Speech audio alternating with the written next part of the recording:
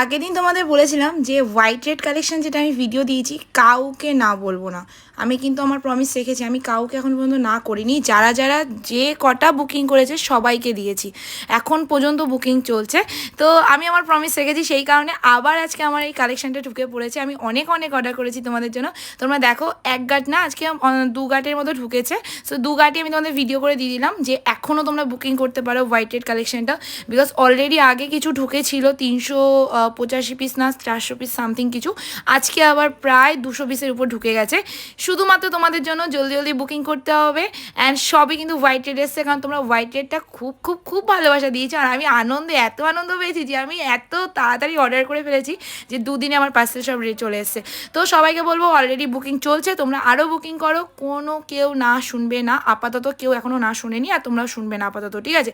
so আরেকটা কথা বলে দিচ্ছি, যারা যারা লাইভ দেখতে চাইছো অবশ্যই